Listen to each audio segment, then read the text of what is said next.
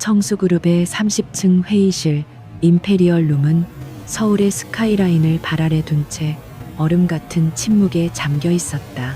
방 안의 모든 임원은 숨소리조차 조심하며 테이블 중앙에 앉은 남자 권지한을 바라보았다.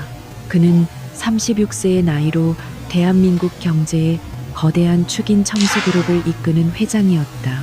칠흑 같은 머리카락 감정을 읽을 수 없는 깊은 눈, 그리고 완벽하게 재단된 슈트는 그에게 마이더스의 손이라는 별명과 함께 얼음 황제라는 칭호를 안겨주었다. 지하는 거대한 통유리 너머로 펼쳐진 도시를 무심하게 내려다보고 있었다. 그의 손에는 방금 보고가 끝난 태블릿이 들려 있었지만 그의 시선은 그보다 더 먼 곳, 어쩌면 6년 전의 어느 날에 머물러 있는 듯했다. 6년. 한서연과 이혼한 지 정확히 6년이 흘렀다. 법원 서류의 마지막 도장을 찍던 날의 공기, 그녀의 차가운 옆모습, 그리고 그 모든 것을 끝내버린 지독한 정적을 그는 아직도 기억했다. 다음 안건으로 넘어가죠. 그의 목소리는 낮고 울림이 있었지만 그 안에는 어떤 따뜻함도 담겨 있지 않았다. 부하 직원이 긴장하며 다음 프레젠테이션을 시작했지만 지안의 정신은 이미 다른 곳으로 향하고 있었다. 그에게 결혼 생활은 실패한 프로젝트였고 이혼은 어쩔 수 없는 손실 처리에 불과했다.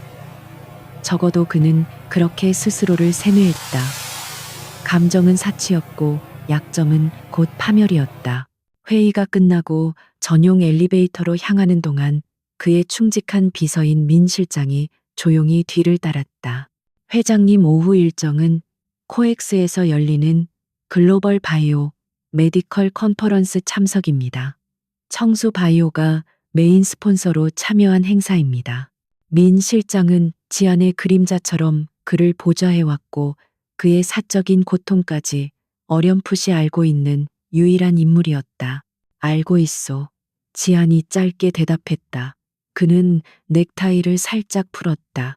겉으로는 완벽해 보이는 이 제국이 사실은 거대한 공허함 위에 세워진 성이라는 것을 아는 사람은 아무도 없었다.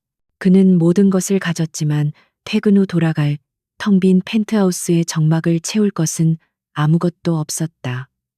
일 더 많은 일. 그것만이 그가 지난 6년간 살아남은 유일한 방식이었다. 컨퍼런스 현장은 전 세계의 의학자들과 투자자들로 붐볐다. 번쩍이는 조명과 수많은 부스들, 그리고 미래의 기술에 대한 열띤 토론이 공기를 가득 메우고 있었다. 지아는 청수그룹 회장으로서의 공식적인 미소를 지으며 주요 인사들과 악수를 나눴다. 그의 등장은 그 자체로 뉴스가 되었고 수많은 카메라 플래시가 그를 향해 터졌다. 그는 이 모든 관심이 지긋지긋했지만 청수의 이익을 위해서라면 기꺼이 가면을 썼다. 권지한 회장님의 방문을 진심으로 환영합니다. 저희 신기술에 대해 잠시 설명해 드려도 되겠습니까? 한 바이오 벤처의 대표가 흥분된 목소리로 그를 맞이했다. 지아는 고개를 끄덕이며 의례적인 질문을 몇 개 던졌다. 그의 머릿속은 온통 M&A 가능성과 시장 점유율에 대한 계산으로 복잡했다. 그에게 이 행사는 또 다른 전쟁터였고 새로운 먹잇감을 찾는 사냥터였다. 그는 본래 의학이나 생명공학에 큰 관심이 없었다. 하지만 청수그룹의 미래 성장 동력으로서 바이오 산업은 필수적이었다.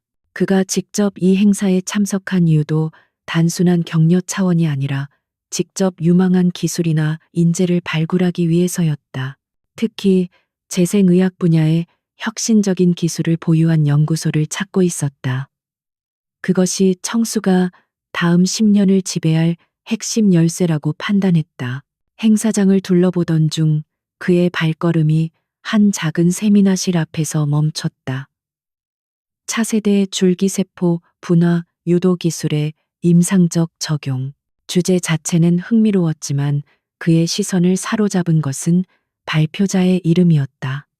덕터 한세오 이언 한서연 KBO 리서치 인스티튜트. 심장이 바닥으로 쿵 하고 떨어지는 듯한 착각이 들었다. 동명이인일 것이다. 그는 그렇게 생각했다.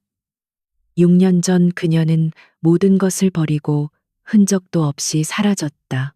의사 가운을 입고 연구에 매진하던 그녀의 모습은 이제 희미한 기억 속에만 존재했다.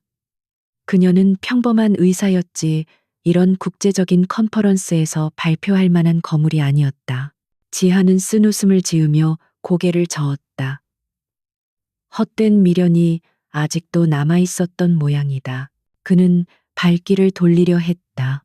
하지만 무언가에 이끌린 듯 그는 자신도 모르게 세미나실의 두꺼운 문을 열고 안으로 들어갔다. 이미 발표는 시작된 후였다. 그는 맨 뒷자리에 조용히 섞여 앉았다. 강단 위에는 흰 가운 대신 단정한 비즈니스 슈트를 입은 여성이 서 있었다. 그녀가 고개를 들어 스크린을 가리키는 순간 지아는 숨을 멈췄다. 시간이 멈춘 것 같았다. 6년이라는 세월이 흘렀지만 그는 그녀를 한눈에 알아볼 수 있었다. 더 이상 20대의 풋풋함은 없었지만 지적이고 차분한 눈빛 또렷한 이목구비 그리고 발표에 집중할 때 미세하게 떨리는 속눈썹까지 모든 것이 한서연 그의 아내였던 그 여자였다. 그녀는 이전보다 더 단단하고 성숙해 보였고 그녀의 목소리는 청중을 사로잡는 힘이 있었다. 지아는 자신이 지금 어떤 표정을 짓고 있는지 알 수 없었다. 머릿속이 하얗게 비어버렸다. 그녀가 어떻게 여기에 지난 6년간 어디서 무엇을 한 것인가. KBO 리서치 인스티튜트 들어본 적도 없는 이름이었다. 그녀는 청중의 질문에 막힘없이 대답하고 있었다. 그녀의 전문성과 자신감은 지한이 알던 늘, 그의 어머니 그늘 아래서 주눅 들어 있던 과거의 서연과는 완전히 다른 사람이었다. 그녀는 왜 돌아왔는가? 왜 하필 청수가 후원하는 이 행사에 마치 그를 기다렸다는 듯이 나타난 것인가? 수백 가지 질문이 그의 머릿속을 스쳐 지나갔지만 그는 그저 얼어붙은 채 그녀를 바라볼 뿐이었다. 그녀의 발표는 복잡한 의학 용어로 가득 차 있었지만 지아는 단 한마디도 이해할 수 없었다. 그의 모든 신경은 오직 그녀의 존재 자체에만 집중되어 있었다. 발표가 끝나고 질의응답 시간이 되자 한 기자가 손을 들고 질문했다. 한서연 박사님, K바이오 연구소는 최근 놀라운 성과를 보이고 있지만 베일에 쌓여 있습니다. 특히 연구 자금의 출처에 대해 많은 이들이 궁금해합니다. 혹시 거대 자본의 지원을 받고 계신지요? 그것은 지안 역시 궁금한 점이었다. 서연은 희미하게 미소 지었다. 그 미소는 지안의 기억 속에 남아있는 따뜻한 미소가 아니었다. 어딘지 모르게 날카롭고 방어적인 미소였다. 저희 연구소는 독립적으로 운영됩니다. 저희의 자본은 오직 저희의 기술력과 가능성을 믿는 순수한 투자자들로부터 나옵니다. 저희는 특정 기업의 입맛에 맞춰 연구 방향을 바꾸지 않습니다.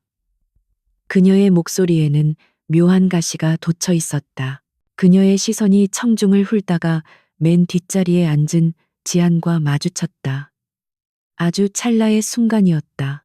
그녀의 눈이 아주 미세하게 커졌다가 이내 아무 일도 없었다는 듯 차갑게 식어버렸다. 그녀는 그를 알아보았다. 하지만 그녀는 그를 모르는 사람처럼 혹은 그저 귀찮은 장애물처럼 무시해버렸다. 그 순간 지안의 가슴 속에서 잊고 있던 분노와 함께 정체 모를 통증이 치밀어 올랐다. 발표가 공식적으로 끝나고 사람들이 흩어지기 시작했다. 지안은 자리에서 일어났다. 그는 그녀를 만나야 했다. 무슨 일이 있어도 그녀에게 물어야 할 것들이 있었다. 그는 인파를 헤치고 강단 쪽으로 걸어갔다. 민 실장이 당황하며 그를 따랐지만 지안의 안중에는 없었다. 그는 오직 무대 뒤편으로 사라지려는 서연의 뒷모습만을 쫓았다. 복도는 아수라장이었다. 다른 투자자들과 기자들이 서연을 둘러싸고 명함을 건네거나 질문을 퍼붓고 있었다. 지아는 그들을 거칠게 밀치고 들어갈 수 없었다. 그는 청수그룹의 회장이었고 그의 모든 행동은 주목받고 있었다. 그는 잠시 숨을 고르며 기다렸다. 그녀가 경호원처럼 보이는 남자의 호의를 받으며 복도 끝 VIP 대기실로 향하는 것을 보았다. 지아는 민 실장에게 눈짓했다. 저기 VIP 대기실 비워. 민 실장은 즉시 상황을 파악하고 움직였다. 그는 행사장 보안팀에게 다가가 청수그룹 회장의 배지를 보여주며 몇 마디 속삭였다. 곧 보안 요원들이 대기실 주변의 접근을 통제하기 시작했다. 지아는 천천히 하지만 확고한 걸음으로 대기실 문을 향해 걸어갔다. 그가 문을 열고 들어섰을 때 서연은 마침 물을 마시고 있었다. 그녀는 지안의 등장에 놀란 듯 했지만 이내 컵을 내려놓고 침착하게 그를 마주 보았다. 방 안에는 두 사람 외에 아무도 없었다. 6년 만에 재회였다. 그들 사이의 공기는 팽팽하게 당겨진 활시위처럼 긴장감이 감돌았다. 오랜만이군 한서연 씨. 지안이 먼저 입을 열었다. 그의 목소리는 평소보다 한 톤 낮아져 있었다. 아니 이젠 한서연 박사라고 불러야 하나 비꼬는 듯한 말투였지만 그 속에는 복잡한 감정이 뒤섞여 있었다. 놀라움, 당혹감, 그리고 알 수 없는 배신감. 서연은 조금도 물러서지 않았다. 그녀는 6년 전처럼 그 앞에서 고개를 숙이지 않았다. 권지한 회장님, 이런 곳에서 뵙게 될 줄은 몰랐네요. 청수그룹의 회장께서 이런 작은 세미나에 직접 행차하실 줄이야. 그녀의 목소리는 얼음장처럼 차가웠다. 마치 그를 생전 처음 보는 사람처럼 대했다. 지아는 그녀의 태도에 화가 치밀었다. 지난 6년간 잘 지낸 모양이군. 아무런 소식도 없이 사라져서는 화려하게 복귀했어. 그는 그녀에게 한 걸음 다가갔다. 대체 무슨 꿍꿍이지 왜 돌아온 거야? 그리고 그 K바이오라는 유령 회사는 뭐고? 서연은 그의 압박에도 눈 하나 깜짝하지 않았다. 제가 어디서 뭘 하든 당신과는 상관없는 일입니다. 우린 6년 전에 끝났어요. 법적으로도 감정적으로도 비켜주시죠. 다음 미팅이 있습니다. 그녀는 그를 지나쳐 문으로 향하려 했다. 지안이 그녀의 팔을 붙잡았다. 거칠지는 않았지만 놓아줄 생각은 없는 단호한 손길이었다. 상관없다고 내 인생을 망쳐놓고 흔적도 없이 사라졌다가 이제 와서 내 눈앞에 나타나서 상관이 없어. 그의 눈동자가 분노로 타올랐다. 그가 지난 6년간 억눌러왔던 모든 감정이 폭발할 것만 같았다. 망쳐놔 서연이 기가 막힌다는 듯 웃었다. 그녀는 그의 손을 뿌리쳤다. 누가 누굴 망쳤다는 거죠? 모든 걸 결정하고 통보하고 나를 내쫓은 건 당신과 당신 어머니였어요. 난 그저 당신들이 원하는 대로 사라져 줬을 뿐이에요. 그녀의 눈에도 증오와 원망이 서려 있었다. 거짓말 네가 먼저 이혼을 요구했어. 지쳤다고 더 이상은 못 살겠다고 지안이 소리쳤다. 그것이 그가 기억하는 진실이었다. 그의 어머니와의 불화에 지친 그녀가 먼저 모든 것을 포기했었다. 그렇게 기억하고 싶겠죠. 서연이 차갑게 말했다. 그래야 당신 마음이 편할 테니까. 난 더 이상 당신과 말싸움할 이유가 없어요. 다 끝난 일이니까. 그녀는 다시 문손잡이를 잡았다. 바로 그때였다. 대기실 문이 벌컥 열리며 작은 아이 하나가 뛰어들어왔다. 엄마, 하은이가 아이스크림 쏟았어요. 아이는 다급하게 외치며 서연의 다리를 껴안았다. 지아는 그 자리에 얼어붙었다. 아이는 대여섯 살쯤 되어 보였고 단정한 셔츠에 나비 넥타이를 메고 있었다. 그리고 그 순간 지아는 자신의 눈을 의심했다.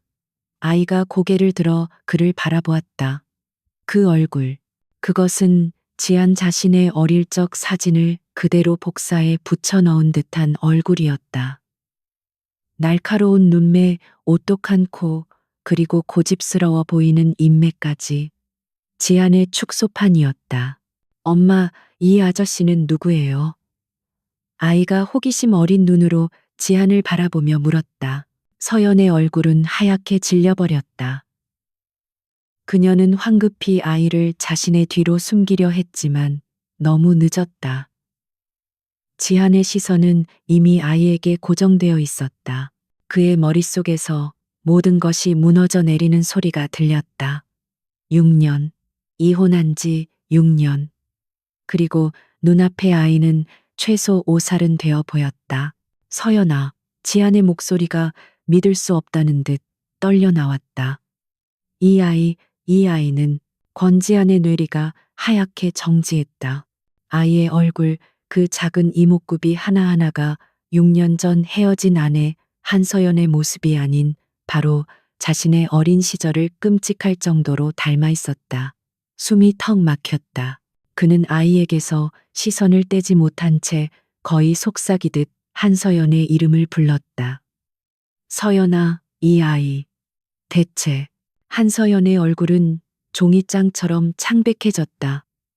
그녀는 본능적으로 아이를 자신의 등 뒤로 감추며 지안의 시선을 차단하려 했다. 하준아, 이리 와, 엄마랑 가자.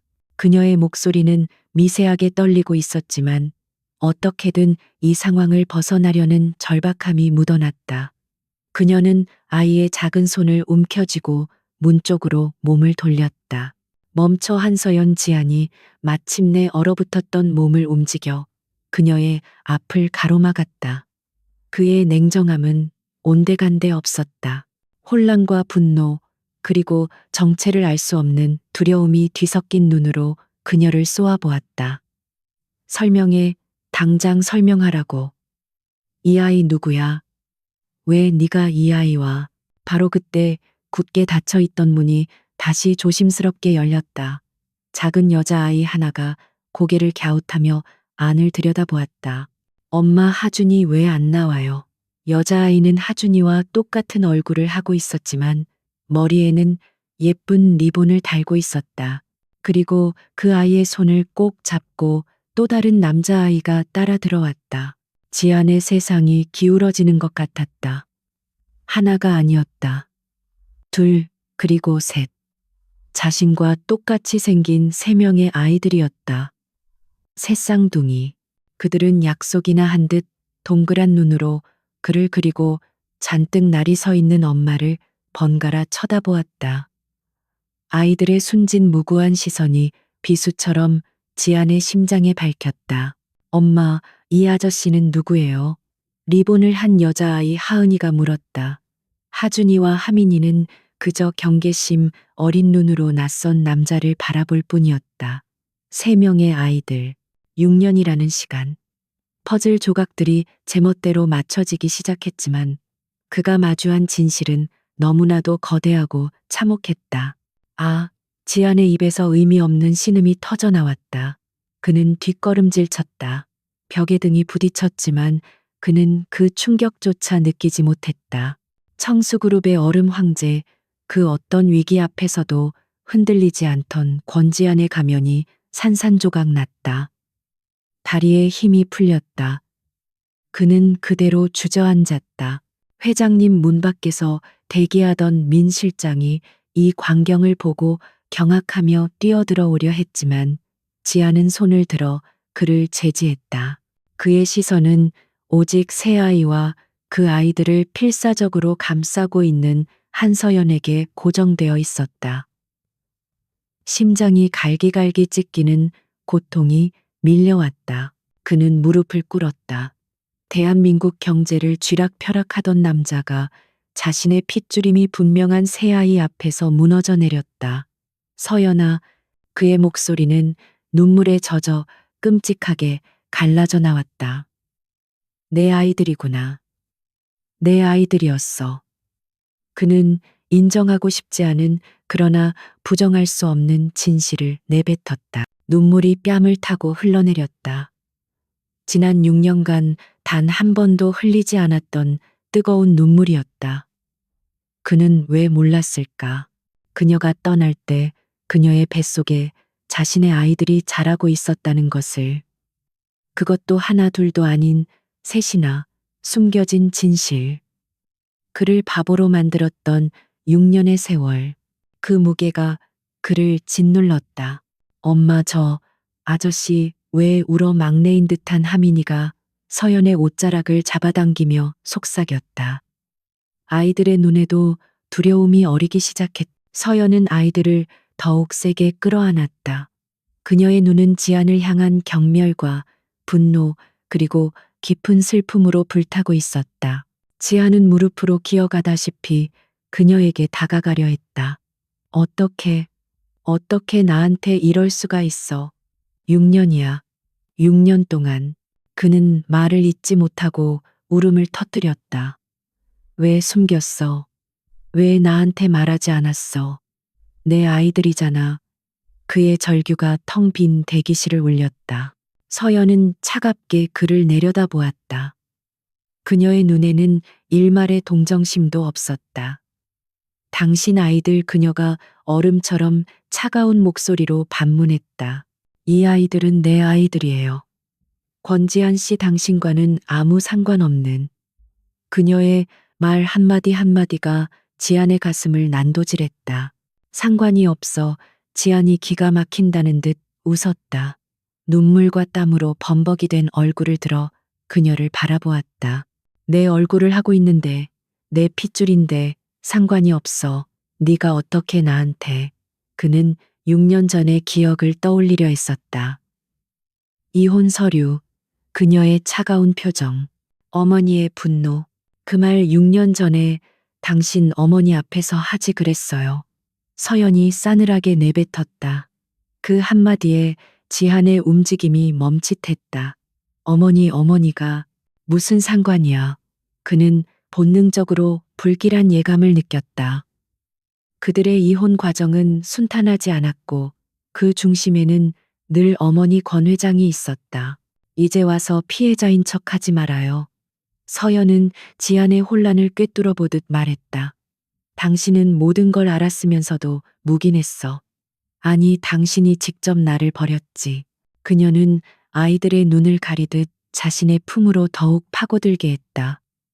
이 아이들은 당신 같은 아버지 필요 없어요. 아니야, 난 몰랐어. 맹세해 난. 지한이 절박하게 외쳤지만 서연은 더 이상 들으려 하지 않았다. 그녀는 자신의 연구소 관계자로 보이는 문 밖에서 대기하던 남자에게 눈짓했다.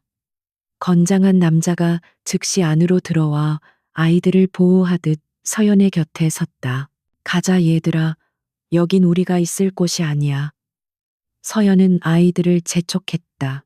새 아이는 겁에 질린 채 울고 있는 지안을 한 번 더 돌아보고는 엄마의 손을 잡고 대기실을 빠져나갔다.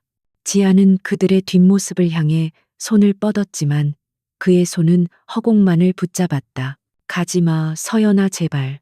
그는 일어서려 했지만 다리에 힘이 들어가지 않았다. 그는 차가운 대리석 바닥에 무릎을 꿇은 채 아이들의 모습이 복도 저편으로 완전히 사라질 때까지 망연자실하게 바라보았다.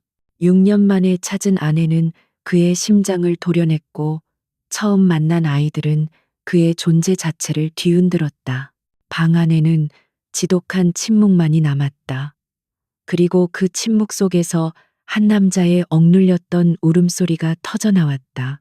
권지아는 그렇게 한참 동안 자신이 버렸다고 믿었던, 그러나 사실은 자신에게서 잔인하게 숨겨졌던 과거의 진실 앞에서 어린아이처럼 울부짖었다. 건지아는 차가운 대리석 바닥에 주저앉은 채 얼마나 시간이 흘렀는지 알 수 없었다. 눈물은 말라붙었고 남은 것은 지독한 한기와 심장을 쥐어짜는 듯한 통증뿐이었다. 민 실장이 조심스럽게 다가와 그의 어깨에 코트를 덮어주었다. 회장님, 일어나셔야 합니다. 사람들이 회장님을 찾고 있습니다. 그의 목소리에는 깊은 우려가 담겨 있었다. 지아는 천천히 고개를 들었다. 그의 눈은 텅 비어 있었지만 그 공허함 속에서 무언가 무서운 것이 자리 잡기 시작했다. 분노, 배신감, 그리고 모든 것을 파괴할 듯한 집념이었다. 그는 민 실장의 부축을 받아 힘겹게 일어섰다. 다리가 천근만근 무거웠지만 그는 다시 청수그룹의 회장 권지한의 가면을 써야 했다. 찾아 지한이 마침내 입을 열었다. 그의 목소리는 쇳소리처럼 갈라져 나왔다. 한서연, 그리고 그 아이들, 지난 6년간의 모든 행적 숨소리 하나까지 전부 알아내.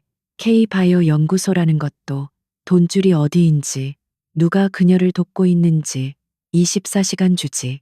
못 찾으면 자네도 각오해야 할 거야. 민 실장은 지안의 살기 어린 어조에 등골이 오싹해지는 것을 느꼈지만 이내 침착하게 고개를 숙였다. 알겠습니다, 회장님. 즉시 모든 인력을 동원하겠습니다. 그는 지안이 이렇게까지 감정을 드러내는 것을 본 적이 없었다. 6년 전 이혼 당시에도 지안은 그저 일에만 몰두할 뿐이었다. 지한은 비틀거리는 걸음으로 대기실을 나섰다. 복도는 이미 한산해져 있었다. 그는 방금 전 새 아이의 웃음소리와 울음소리가 뒤섞였던 그 공간을 빠져나오며 이를 악물었다. 머릿속에서는 그녀의 마지막 말이 메아리 쳤다. 당신과는 아무 상관없는, 감히 내 아이들을 데리고 사라져서는 상관이 없다고. 그날 밤 한남동의 거대한 펜트하우스는 얼음장처럼 차가웠다. 지하는 샤워 가운만 걸친 채 서재의 통유리창 앞에 서서 한강의 야경을 내려다 보았다. 손에는 독한 위스키 잔이 들려 있었지만 그는 한 모금도 마시지 않았다. 그의 모든 신경은 오직 6년 전의 기억을 복귀하는데 집중되어 있었다. 이혼. 그 단어는 언제나 씁쓸한 실패의 맛을 동반했다. 어머니 권 회장은 처음부터 서연을 마음에 들어하지 않았다. 평범한 의사 집안의 딸. 청수그룹의 안주인이 되기에는 턱없이 부족하다고 매일같이 그를 몰아세웠다. 지아는 사랑이라고 믿었기에 버텼지만 서연은 날이 갈수록 지쳐갔다. 우리 그만해요. 어느 날 저녁 서연이 먼저 말을 꺼냈다. 그녀의 눈은 텅 비어 있었다.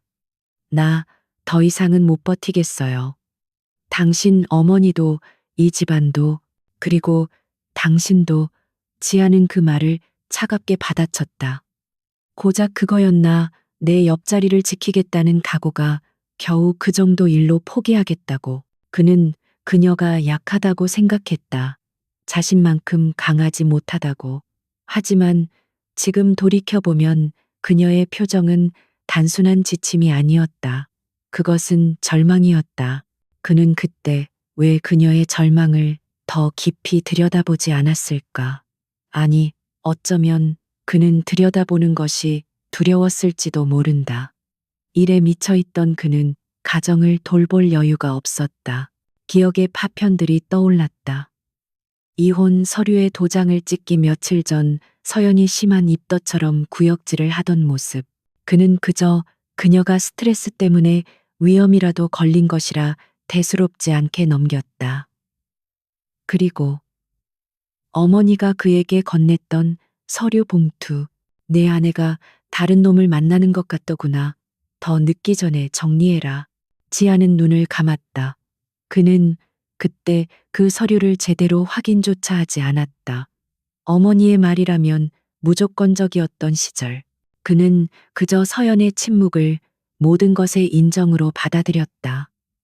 그녀는 변명하지 않았다. 그저 모든 것을 체념한 듯 도장을 찍고 떠났다. 임신한 몸으로, 그것도 새 쌍둥이를. 젠장 지아는 들고 있던 위스키 잔을 벽난로에 집어 던졌다. 유리 깨지는 소리가 텅 빈 집을 울렸다. 속았다. 철저하게 속았다. 한서연에게 속았든 아니면 어머니에게 속았든 둘 중 하나 혹은 둘 다였다. 다음 날 아침 지아는 마치 지옥에서 돌아온 사람 같은 몰골로 회사에 출근했다. 하지만 그의 눈빛은 그 어느 때보다 형형하게 빛나고 있었다. 민 실장이 이른 아침부터 회장실 문을 두드렸다.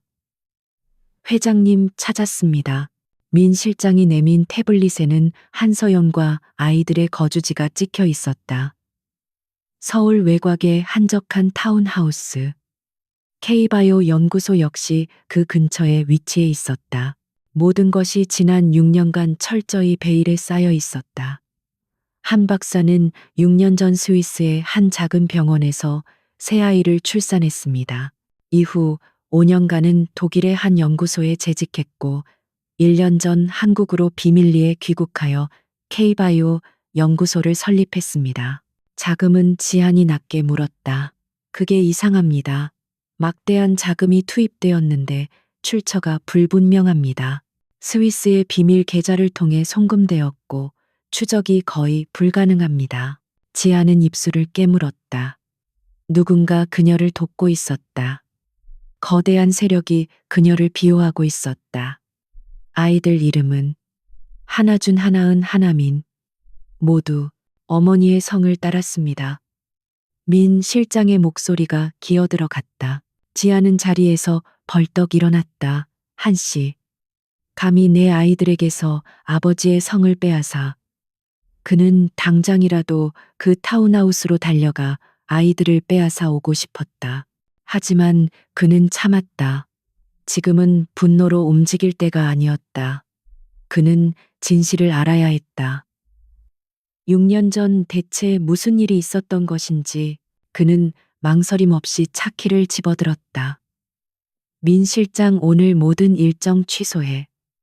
그리고 내가 돌아올 때까지 6년 전 나와 한서연 이혼 관련 서류, 특히 어머니가 나에게 건넸던 그 증거라는 것들 전부 다시 찾아내, 원본으로. 지안의 차가 타운하우스 앞에 멈춰 섰을 때 그는 창밖으로 아이들이 정원에서 놀고 있는 모습을 보았다. 세 아이가 서로 술래잡기를 하며 까르르 웃고 있었다. 평화롭고 완벽한 그림이었다. 그리고 서연이 현관에서 나와 아이들을 다정하게 부르는 모습이 보였다. 얘들아, 간식 먹자. 그 모습은 지안이 지난 6년간 그토록 갈망했지만 가질 수 없었던 가족의 풍경이었다. 저 자리는 원래 자신의 자리여야 했다. 지아는 심장이 얼어붙는 것을 느끼며 차에서 내렸다. 그가 정원 문을 열고 들어서자 아이들의 웃음소리가 뚝 그쳤다. 서연의 얼굴도 굳어졌다. 당신, 여길 어떻게? 서연이 아이들을 재빨리 자신의 뒤로 숨기며 경계했다. 어떻게 찾았는지는 중요하지 않아. 지안이 천천히 그녀에게 다가갔다. 그의 시선은 아이들에게 고정되어 있었다. 내 아이들이야. 내가 아버지라고. 서연은 코웃음을 쳤다. 아버지, 6년 동안 한 번도 찾지 않았던 아버지가 이제 와서 무슨 자격으로 여긴 당신이 올 곳이 아니에요. 당장 떠나세요. 경찰 부르기 전에 그녀의 목소리는 단호했다. 경찰, 지안이 기가 막힌다는 듯 중얼거렸다. 내 아이들을 보겠다는데 경찰을 부르겠다고. 한서연, 너 대체 나한테 왜 이런 거야? 내가 너한테 뭘 그렇게 잘못했는데. 그의 목소리가 격앙되기 시작했다. 모르시겠어요? 서연이 차갑게 받아쳤다. 당신은 당신 어머니가 내미는 가짜 증거를 믿었고 내 말은 단 한마디도 들어주지 않았어. 당신은 날 임신한 채로 내쫓았다고. 아니, 내쫓기는 걸 방관했지. 지하는 그 말에 망치로 머리를 맞은 듯했다. 가짜 증거, 그게 무슨. 더 이상 듣고 싶지 않아요. 서연은 아이들의 손을 잡고 집 안으로 들어가려 했다. 다시는 우리 앞에 나타나지 마세요. 당신을 보면 역겨우니까. 내 아이들에게 당신 같은 사람은 필요 없어요.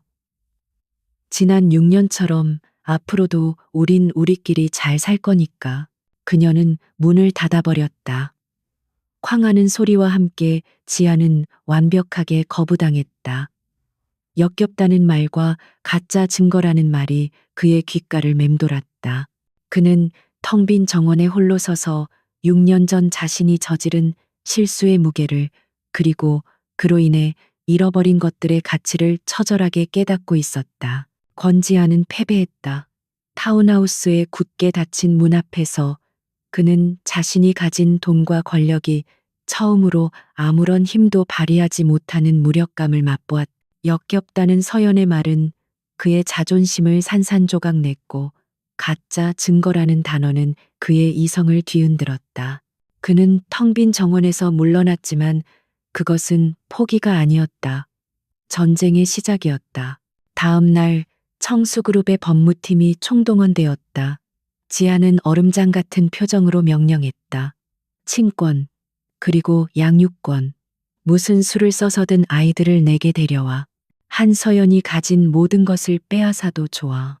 그의 눈에는 아버지로서의 그리움이 아닌 상처 입은 짐승의 소유욕과 분노가 번뜩였다. 최고의 변호사들로 구성된 팀이 서연의 타운하우스를 다시 찾았다. 그들은 자신만만했다. 대한민국에서 청수그룹을 상대로 승소할 수 있는 사람은 없다고 믿었다. 하지만 그들은 서연이 아닌 그녀의 대리인이라는 날카로운 인상의 여성 변호사와 마주해야 했다.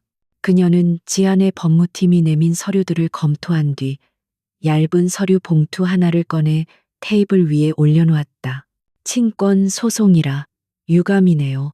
그녀가 차갑게 말했다. 권지한 회장께서는 이미 6년 전 새아이에 대한 모든 친권 및 양육권을 포기한다는 각서에 직접 서명하셨습니다. 여기 원본입니다. 변호사들의 얼굴이 굳어졌다. 그들이 받아든 각서에는 지한의 필체와 인감이 틀림없이 찍혀 있었다. 보고를 받은 지한은 사무실의 집기를 부술 듯한 충동을 간신히 억눌렀다. 6년 전 이혼 서류에 도장을 찍던 날, 수십 장의 서류 더미 속에 어머니가 끼워 넣었을 것이다. 그는 자신이 얼마나 어리석었는지, 얼마나 철저하게 기만당했는지 깨달았다. 법적인 접근은 막혔다. 서연은 그가 움직일 것을 이미 예상하고 완벽하게 방어하고 있었다. 그는 두 번째 카드를 꺼냈다. 돈. 그는 아이들이 다니는 최고급 사립 유치원에 막대한 금액의 기부금을 제안했다. 아이들에 대한 특별 관리를 요구하는 조건이었다. 하지만 유치원 측은 정중하게 거절했다. 이미 한서연 박사님의 후원자께서 저희 유치원 운영에 필요한 모든 지원을 하고 계십니다. 후원자, 또 그놈의 정체 모를 후원자였다. 지아는 서연의 타운하우스 옆집 뒷집을 모조리 사들이려 했다. 어떻게든 그녀의 담장 안을 들여다보고 싶었다. 하지만 대답은 똑같았다. 이미 모든 주택이 한 법인의 소유이며 매각 의사가 없다고 합니다. 서연은 그가 보이지 않는 거대한 성벽 안에 자신과 아이들을 보호하고 있었다. 권지아는 결국 가장 원시적이고 절박한 방법을 택했다. 그는 기다렸다. 그의 방탄 마이바흐가 타운하우스에서 조금 떨어진 거리에 매일같이 주차되었다. 그는 차 안에서 짙게 틴팅된 유리창 너머로 새 아이의 모습을 망원경으로 훔쳐보았다. 그것은 청수그룹 회장의 모습이 아니었다. 스토커와 다를 바 없는 처량한 아버지의 모습이었다. 그는 보았다. 서연이 아이들을 데리고 정원에서 식물에 물을 주는 모습. 하준이가 넘어지자 하은이가 달려가 손을 내밀고 하민이가 울음을 터뜨리는 모습. 그리고 서연이 새 아이를 모두 품에 안고 웃어주는 모습. 그 완벽한 네 사람의 풍경 속에 자신이 들어갈 자리는 없어 보였다. 그는 서연이 얼마나 강인한 여자인지 6년 만에 처음으로 깨달았다. 그녀는 혼자서 새 아이를 키우면서 동시에 세계가 주목하는 K바이오 연구소를 이끌고 있었다. 그녀는 더 이상 그의 그늘에 숨어 시어머니의 눈치를 보던 연약한 여자가 아니었다. 그녀는 스스로 여왕이 되어 자신의 왕국을 건설했다. 그리고 그 모든 것은 그가 그녀를 버렸기 때문에 가능했던 일이었다. 그의 가슴 속에서는 질투와 후회, 그리고 동시에 알 수 없는 경외감이 뒤섞였다. 그는 아이들의 웃음소리를 들을 때마다 심장이 저렸고, 서연의 단호한 모습을 볼 때마다 자신이 얼마나 끔찍한 실수를 저질렀는지 통감했다. 그는 아이들을 되찾고 싶은 것이 아니라 저 완벽한 가족의 일원이 되고 싶었다. 지한이 감정의 지옥에서 허우적거리는 동안 민 실장은 6년 전의 진실을 파헤치고 있었다. 그날 밤 폭우가 서울을 강타했다. 지한은 텅 빈 펜트하우스에서 젖은 머리카락을 쓸어 넘기며 민 실장의 보고를 기다리고 있었다.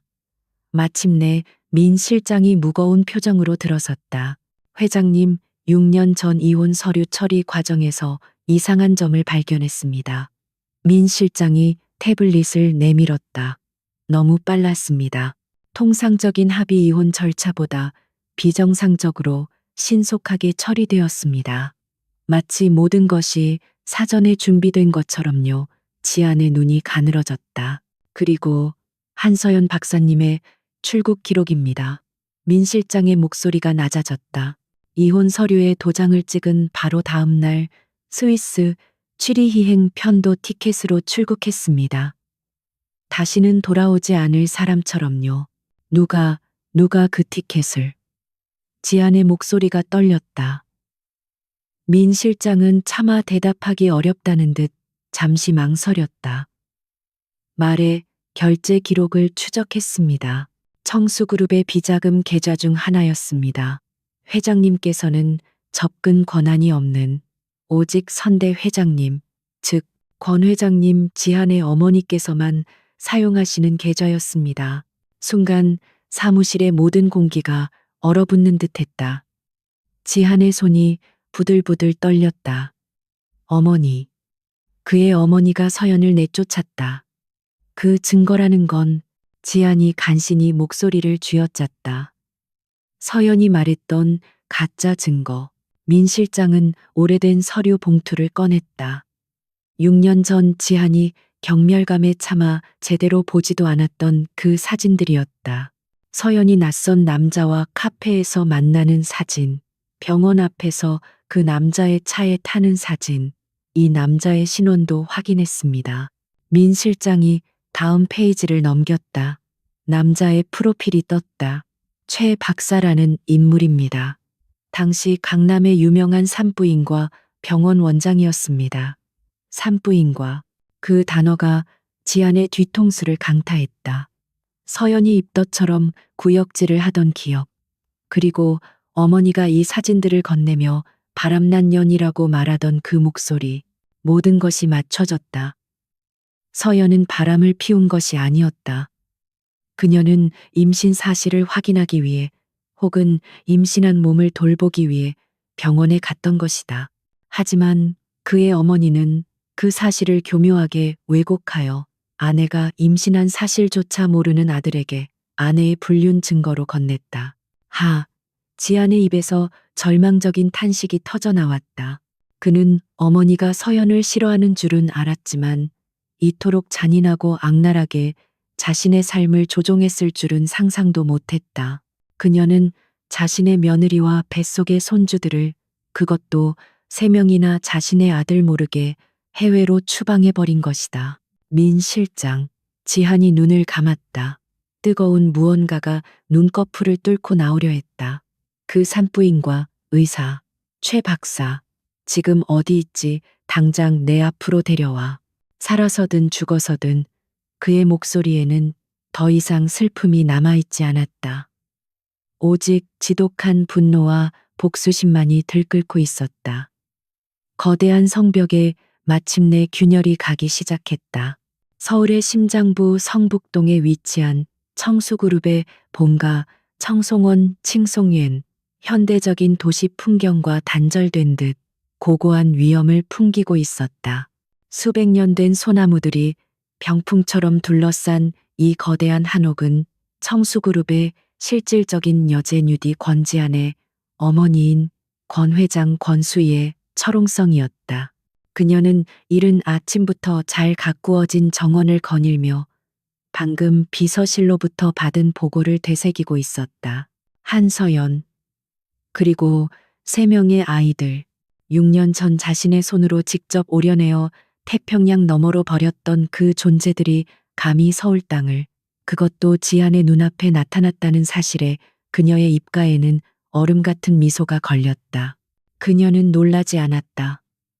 그보다는 감이라는 분노가 먼저였다.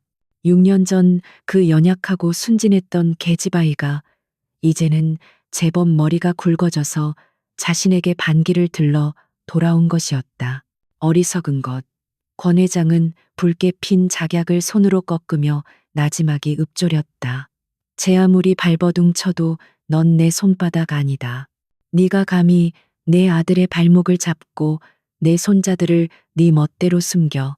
그녀의 눈빛은 청송원의 소나무처럼 차갑고 굳건했다. 그녀에게 가족이란 사랑이 아닌 청수그룹이라는 제국을 유지하기 위한 도구이자 전략이었다. 그녀는 즉시 비서를 불렀다. KBO 연구소 한서연 박사라고 했던가. 당장 내일 아침 청송원으로 들어오라고 해. 거절한다면 그 연구소가 내일 아침 해를 볼 수 있을지 장담할 수 없을 거라고 전하고. 그녀의 목소리에는 거절을 용납하지 않는 절대적인 권위가 실려 있었다. 그녀는 한서연이 6년 전처럼 굴복할 것이라 확신했다. 다음 날 아침 한서연은 약속된 시간에 정확히 청송원의 대문 앞에 섰다. 그녀는 6년 전 이 문을 눈물로 빠져나갔던 기억을 떠올렸다. 하지만 지금 그녀의 얼굴에는 두려움이나 망설임이 없었다. 오히려 적진에 들어가는 장수처럼 단단하고 결의에 찬 표정이었다. 그녀는 더 이상 잃을 것이 없었다. 그녀에게는 목숨보다 소중한 새 아이가 있었고 그 아이들을 지키기 위해서라면 악마와도 맞설 준비가 되어 있었다. 권 회장은 대청마루에 홀로 앉아 차를 마시고 있었다. 그녀는 고개조차 돌리지 않은 채 마당으로 들어서는 서연에게 말했다. 오랜만이구나, 아가. 아니, 이젠 한 박사라고 불러야 하나. 감히 내 땅을 다시 만내이치 단발다니 간도 크구나. 그녀의 목소리는 비단결처럼 고왔지만 그 안에는 서슬퍼런 칼날이 숨겨져 있었다. 서연은 마루에서 몇 걸음 떨어진 곳에 멈춰서서 권 회장을 똑바로 응시했다. 불러서 왔습니다. 용건만 간단히 하시죠. 회장님 차를 마시며 담소를 나눌 만큼 한가하지 않습니다. 그녀의 목소리는 6년 전에 순종적인 며느리의 것이 아니었다. 권 회장은 그제야 천천히 고개를 돌려 서연을 위아래로 훑어보았다. 값비싼 명품 대신 지적이면서도 단단함이 느껴지는 맞춤 정장을 입은 모습. 주눅들었던 눈빛은 사라지고 자신감이 넘쳤다. 호랑이 새끼를 키웠군.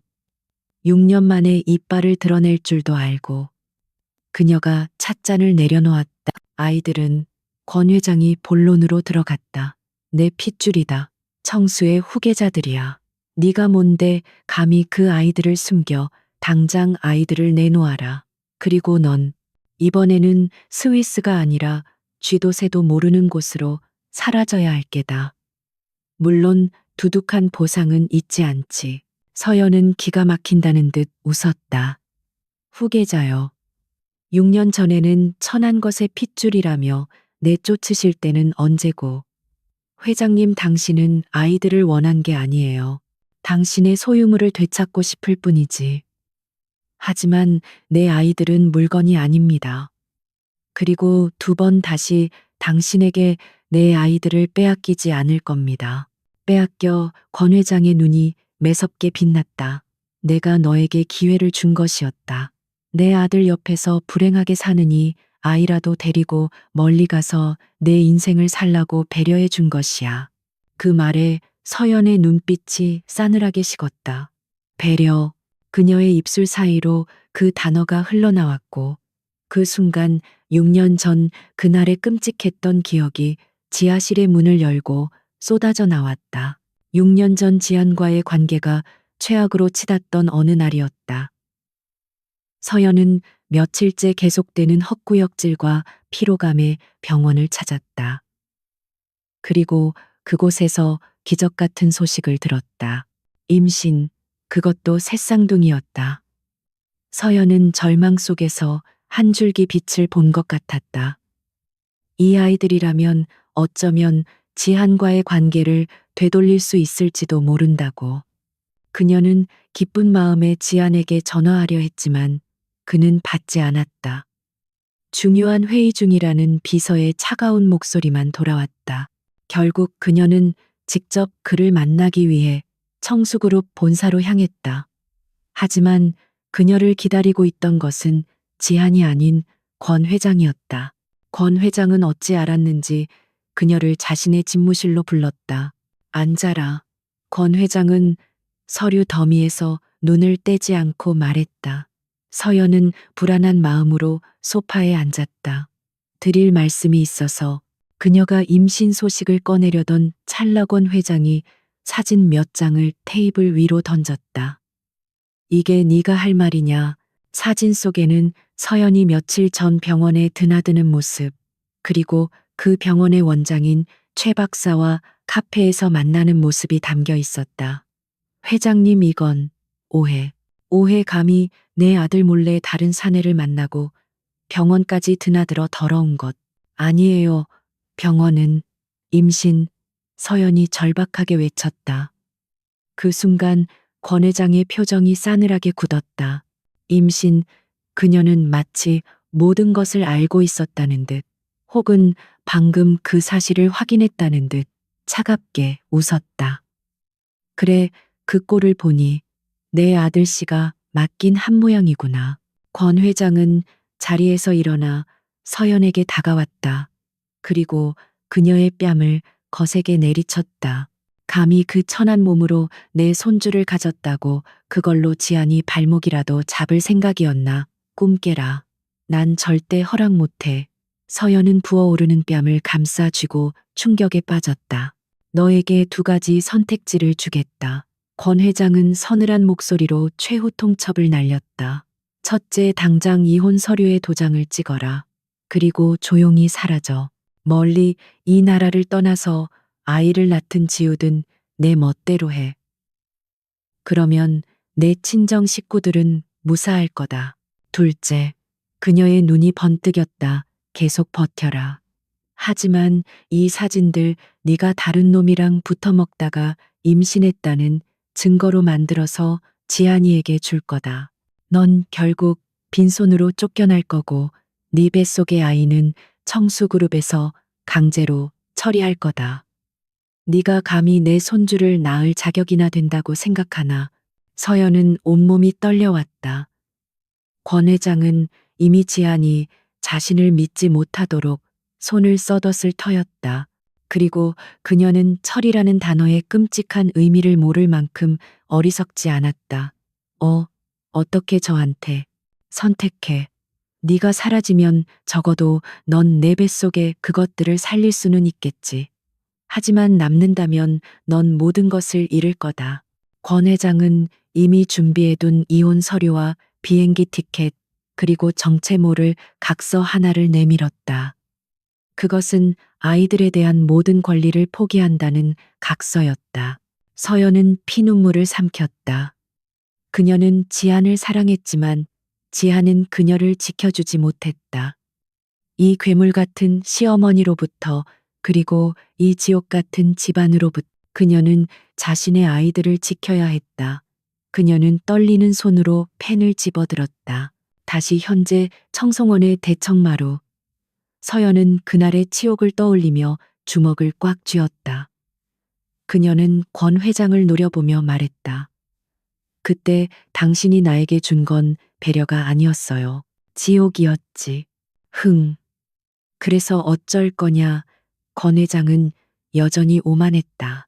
네가 K바이오인가 뭔가로 성공 좀 한 모양인데 그깟 연구소 내가 손가락 하나만 까딱하면 날아가는 건 알고 있겠지. 6년 전보다 더 처참하게 널 짓밟아 줄 수도 있어. 해보시죠. 서연이 한 걸음 다가섰다. 그녀의 눈빛은 더 이상 흔들리지 않았다. 하지만 이번엔 나 혼자가 아니에요. 그리고 6년 전처럼 당하고만 있지도 않을 겁니다. 내 아이들에게 손끝 하나라도 대보세요. 회장님이 그토록 아끼는 청수그룹, 그리고 당신의 아들 권지한까지 내가 전부 무너뜨려 버릴 테니까. 서연은 더 이상 볼 일 없다는 듯 몸을 돌렸다. 그녀의 당당한 선전포고에 늘 모든 것을 통제해왔던 권 회장의 얼굴이 처음으로 당혹감과 분노로 일그러졌다. 저 계집애가 감히 나를 협박해. 권 회장은 서연이 사라지는 뒷모습을 보며 6년 전과는 비교도 안 될 만큼 거대하고 위험한 적을 스스로 만들었음을 직감했다. 권지안의 분노는 차갑게 가라앉아 칼날처럼 날카로워졌다. 그는 더 이상 울부짖거나 절망하지 않았다. 그의 머릿속은 오직 6년 전의 진실을 재구성하는 퍼즐 조각들로 가득 차 있었다. 한서연의 경멸 아이들의 얼굴, 그리고 어머니가 자신을 기만했다는 끔찍한 정황. 마지막 조각은 6년 전 사진 속의 그 남자, 산부인과 의사 최 박사였다. 찾았습니다. 회장님. 이틀 밤낮으로 추적에 매달렸던 민 실장이 마침내 지한의 사무실로 들어섰다. 그의 얼굴은 피로에 지쳐 있었지만 눈은 결의에 차 있었다. 최 박사. 현재 강원도 외곽의 한적한 요양병원에서 일하고 있었습니다. 6년 전 강남의 대형 병원을 갑자기 처분하고 낙향했습니다. 지아는 말없이 재킷을 집어들었다. 차 대기시켜. 그의 목소리에는 어떠한 감정도 실려 있지 않아 더욱 섬뜩하게 들렸다. 그는 민 실장과 함께 곧장 강원도로 향했다. 차가 서울을 벗어나 한적한 국도를 달리는 내내 지아는 창밖의 풍경을 바라보며 6년 전 그날 어머니가 그 사진들을 내밀었던 순간을 떠올렸다. 네 아내가 스트레스로 유산을 한 모양이더구나. 어머니는 마치 위로하는 듯한 목소리로 말했었다. 몸도 추스르기 전에 다른 남자를 만나는 걸 보니 정이 떨어진 모양이다. 그는 그 말을 의심 없이 믿었다. 서연이 입덧을 하던 것을 떠올리며 그녀가 임신 사실을 자신에게 숨겼다는 사실에 먼저 배신감을 느꼈고 곧이어 유산했다는 말에 안도감과 죄책감이 뒤섞인 복잡한 감정을 느꼈다. 그리고 불륜 사진은 그 모든 감정을 분노로 바꿔버렸다. 요양병원은 산 중턱에 위치해 있었다. 지아는 위압적인 기세로 병원 복도를 걸어 최 박사의 진료실 문을 열어젖혔다. 6년 만에 마주한 최 박사는 몰라보게 늙고 초라해져 있었다. 희끗희끗한 머리카락과 죄의식에 짓눌린 듯한 어두운 안색. 그는 갑작스러운 지안의 등장에 경악하며 자리에서 일어났다. 누구신데 함부로. 오랜만이군 최 박사. 지안이 낮게 으르렁거리며 그에게 다가갔다. 민 실장은 조용히 문을 잠갔다. 아니, 6년 전 내 아내와 은밀하게 만나던 그 상간남이라고 불러야 하나. 지안은 6년 전 그 사진들을 최 박사의 책상 위에 뿌렸다. 최 박사의 얼굴이 사색이 되었다. 그는 사진과 지안의 얼굴을 번갈아 보며 사시나무처럼 떨기 시작했다. 이건 오해입니다. 저는 오해. 지안이 그의 멱살을 움켜쥐고 책상 위로 밀어붙였다. 내 아내가 임신했었지. 그렇지. 회장님, 그건 오래전 일이라. 내 아내가 임신했었냐고 물었다. 지안의 눈이 살기로 번뜩였다. 그는 금방이라도 이 늙은 의사의 목을 부러뜨릴 것 같았다. 그리고 유산했다고 내 놈이 그랬나. 스트레스성 유산이라고. 최 박사는 공포에 질려 숨도 제대로 쉬지 못했다. 살려주십시오. 제발. 그는 모든 것을 포기한 듯 눈을 감았다. 사실대로 말해. 6년 전 그날 무슨 일이 있었는지, 내 어머니가 너한테 뭘 시켰지. 최 박사는 울음을 터뜨리며 바닥에 주저앉았다.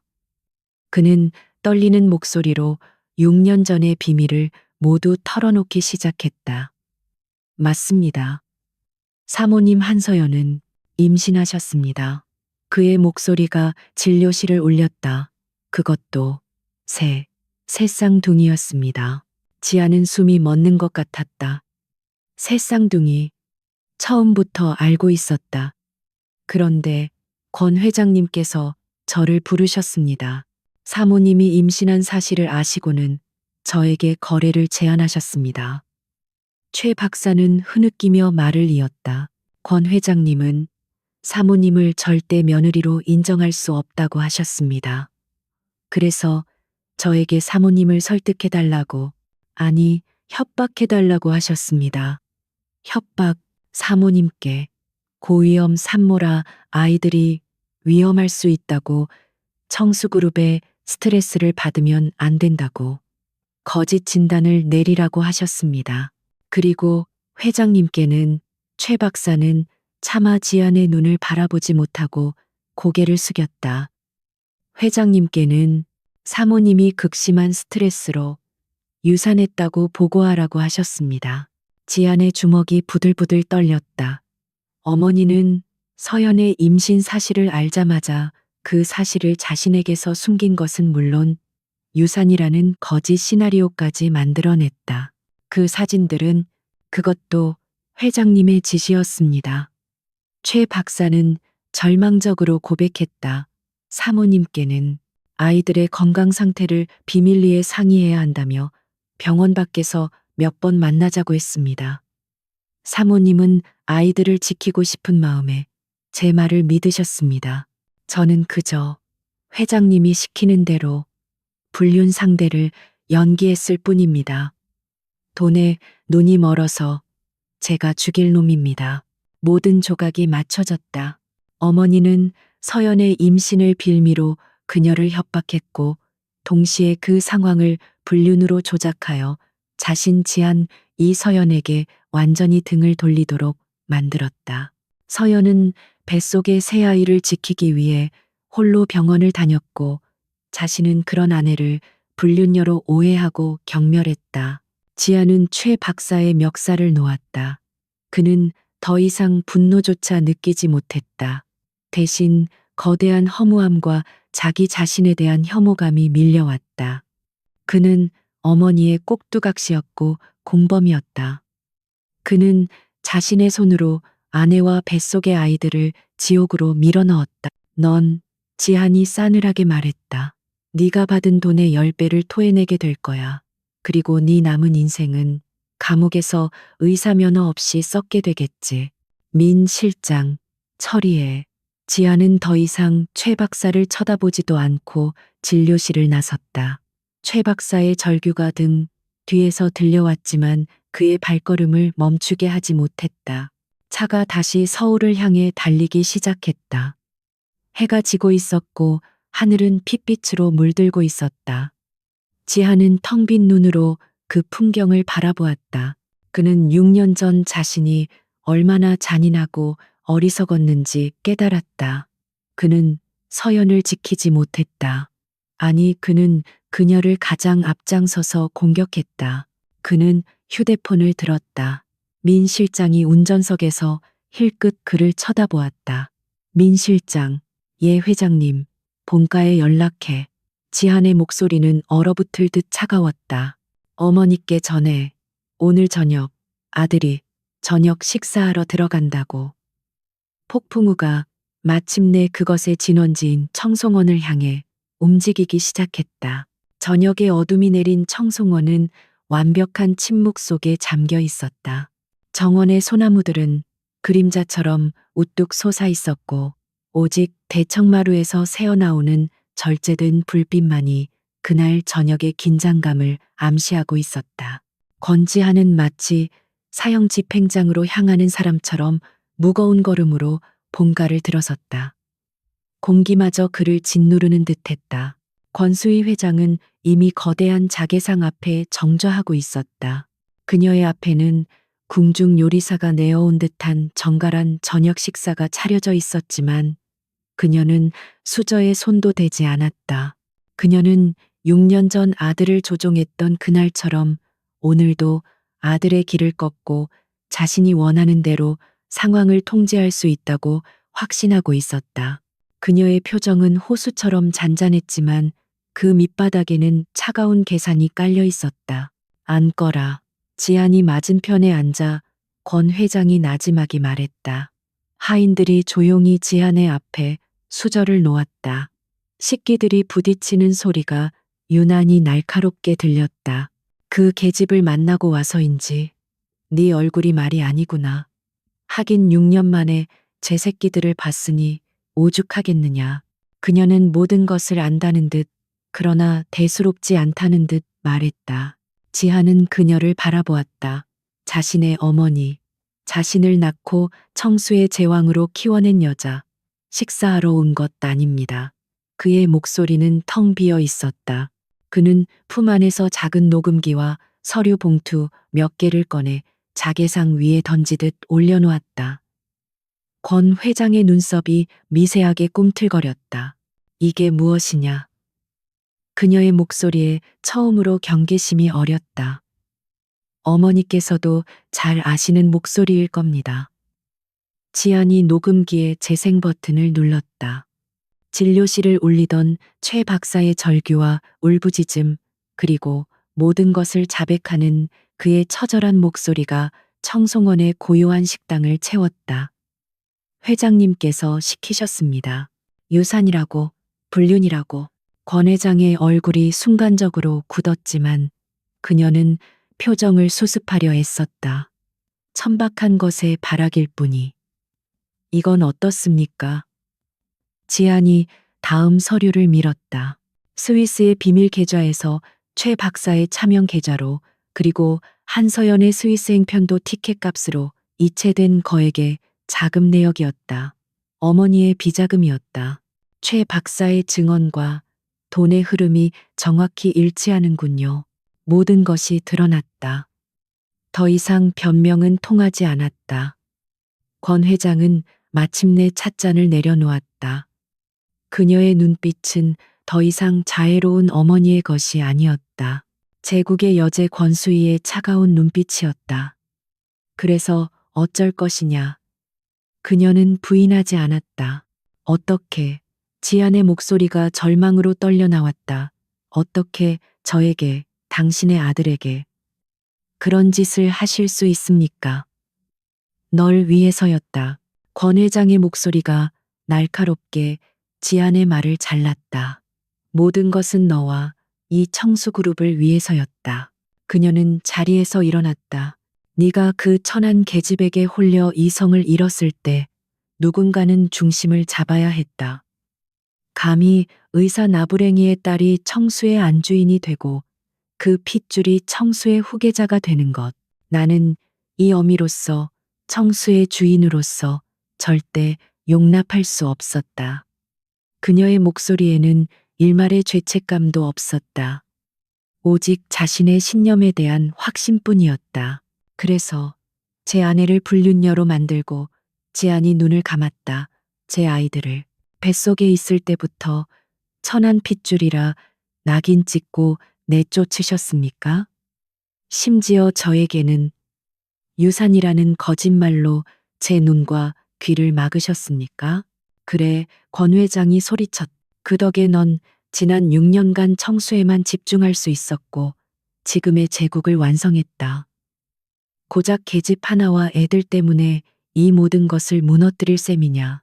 그 애들은 서연이가 아니라 다른 가문의 여자가 낳았어야 할 아이들이었다. 그게 유일한 실수였지. 그 순간 지안의 마음속에서 무언가가 영원히 부서져 내렸다. 그는 어머니가 자신을 사랑하지 않았음을 깨달았다. 그녀는 청수그룹의 회장 권지한이라는 자신의 작품만을 사랑했다. 그는 허탈하게 웃었다. 피눈물이 섞인 듯한 처절한 웃음이었다. 어머니, 당신은 괴물입니다. 그가 나지막이 선고했다. 당신은 나를 당신과 똑같은 괴물로 만들려 했지만 실패했습니다. 그는 자리에서 일어섰다. 상위에 있던 모든 증거 자료를 다시 품 안에 챙겼다. 어머니께서 그토록 지키고 싶어 하셨던 청수그룹. 지안이 차가운 눈으로 어머니를 바라보았다. 이제 제가 당신에게서 빼앗겠습니다. 뭐라고 권 회장의 얼굴이 처음으로 공포와 분노로 일그러졌다. 내일 아침 긴급 이사회가 소집될 겁니다. 지안이 싸늘하게 말했다. 안건은 명예회장의 불법 비자금, 조성 및 횡령, 그리고 배임 혐의에 대한 해임안입니다. 이 증거들이면 어머니를 평생 감옥에 가두고도 남습니다. 네가 감히 네 어미를 권 회장이 그에게 달려들려 했지만 지아는 꿈쩍도 하지 않았다. 당신은 내 어미가 아닙니다. 당신은 내 인생을 망친 최악의 적입니다. 그는 망설임 없이 돌아섰다. 지아나 권지한 당장 서지 못해 권 회장의 절규가 등 뒤에서 울려 퍼졌지만 지아는 단 한 번도 뒤돌아보지 않았다. 그는 6년 전 자신의 아내와 아이들이 쫓겨났던 그 문을 이제는 자신의 손으로 어머니를 심판하며 걸어 나왔다. 청송원의 철옹성은 그날 밤 가장 견고했던 내부에서부터 무너져 내리기 시작했다. 그날 밤 서울에는 지독한 폭우가 쏟아졌다. 마치 하늘이 찢어진 듯한 빗줄기가 도시 전체를 채찍질했고 거리는 순식간에 강물처럼 변했다. 권지아는 청송원을 나온 그대로 억수같이 쏟아지는 비를 뚫고 한서연의 K바이오 연구소로 향했다. 와이퍼가 쉴 새 없이 움직였지만 시야는 흐릿했다. 그의 마음처럼 그는 차에서 우산도 챙기지 않고 내렸다. 몇 초 만에 최고급 슈트는 물에 빠진 생쥐꼴이 되었다. 차가운 빗물이 살을 애는 듯 파고들었지만 그는 아무것도 느낄 수 없었다. 심장이 이미 얼어붙다 못해 산산조각 났기 때문이었다. 그는 오직 한 가지 생각, 서연을 만나야 한다는 절박함 뿐이었다. 연구소 로비는 늦은 시간이라 한산했다. 보안 요원이 흠뻑 젖은 그의 모습을 보고 놀라 제지하려 했지만 권지한의 얼굴을 알아보고는 멈칫했다. 그는 지금 대한민국에서 가장 뜨거운 이슈의 중심에 선 남자였다. 청수그룹의 긴급 이사회 소집 소식은 이미 언론을 통해 퍼져나가기 시작한 후였다. 한서연 박사님, 만나러 왔소. 그의 목소리는 빗물에 젖어났고 거칠었다. 보안 요원은 무언가에 홀린 듯 인터폰을 들었다. 잠시 후 엘리베이터 문이 열리고 서연이 초조한 표정으로 내려왔다. 그녀는 로비 중앙에 비를 뚝뚝 흘리며 서 있는 지안을 보고 그 자리에 굳어버렸다. 그는 6년 전, 아니 불과 며칠 전에 그 오만하고 냉철했던 얼음 황제가 아니었다. 그는 모든 것을 잃고 길을 잃은 상처 입은 남자였다. 무슨 짓이에요, 이 밤중에. 그리고 이 꼴은, 서연이 차갑게 말했지만 그녀의 눈동자는 불안하게 흔들리고 있었다. 지아는 그녀를 향해 천천히 그러나 무겁게 걸어갔다. 한 걸음 한 걸음이 마치 쇳덩이를 매단 듯했다. 그는 서연의 몇 걸음 앞에 멈춰 섰다. 젖은 머리카락이 뺨에 달라붙었고 그의 눈은 핏발이 서 있었다. 서연아, 그가 간신히 입을 열었다. 용건이 뭐죠? 하실 말씀 없으면 돌아가세요. 여긴 당신이. 내가 다 알았어. 지안이 그녀의 말을 끊었다. 그의 목소리는 절규에 가까웠다. 6년 전, 어머니가 당신한테 무슨 짓을 했는지, 그리고 나한테 무슨 짓을 했는지. 서연의 표정이 굳었다. 그녀는 그가 무엇을 말하는지 알아차렸다. 하지만 그녀는 여전히 방어적인 자세를 풀지 않았다. 이제 와서 그게 무슨 소용이죠? 이미 다 끝난 일이에요. 당신이 믿고 싶었던 것만 믿었잖아. 아니야. 지안이 소리쳤다. 난 몰랐어. 맹세해. 난 네가 임신한 줄도, 새쌍둥이인 줄도 몰랐어. 그는 숨을 몰아쉬었다. 어머니는 나한테 네가 유산했다고 했어. 스트레스 때문에 아이를 잃었다고. 서연의 눈이 충격으로 커졌다. 그녀는 그가 임신 사실을 알면서도 묵인했다고 생각했다. 하지만 유산이라고 속였다는 것은 상상조차 하지 못했던 시나리오였다. 거짓말. 그럼 당신은, 그리고 그 사진들, 지하는 고통에 얼굴을 일그러뜨렸다. 최 박사, 그 자식, 어머니가 매수한 거였어. 너한테는 아이들을 핑계로 접근하고 나한테는 네가 바람피운 증거라고 그걸 줬어. 난 바보같이 그 말을 믿었어. 그는 더 이상 말을 잇지 못하고 고개를 숙였다. 그는 자신의 어리석음과 잔인함을 견딜 수 없었다. 자신이 아내를 얼마나 철저하게 의심하고 경멸했는지, 그녀가 뱃속의 새 아이를 지키기 위해 홀로 싸우는 동안 자신은 그녀에게 더럽다고까지 생각했다. 그는 인간이 아니었다. 내 말은 한마디도 듣지 않았어. 네가 얼마나 아팠을지, 얼마나 무서웠을지 단 한 번도 생각하지 않았어. 난 내 남편도 우리 아이들의 아빠도 될 자격이 없어. 그의 어깨가 격렬하게 떨리기 시작했다. 그리고 그는 무릎을 꿇었다. 빗물이 흥건한 로비 바닥에 청수그룹의 회장 권지안이 그녀의 발 아래에 무너져 내렸다. 서연아, 미안하다. 미안해. 그는 더 이상 체면도 자존심도 없었다. 그는 그저 죄인이었다. 용서해달라고 말할 자격도 없는 거 알아. 그가 울먹이며 말했다. 하지만 제발 나를 용서하지 마. 대신 내가 평생 속죄할 기회를 줘. 남편으로서가 아니어도 좋아.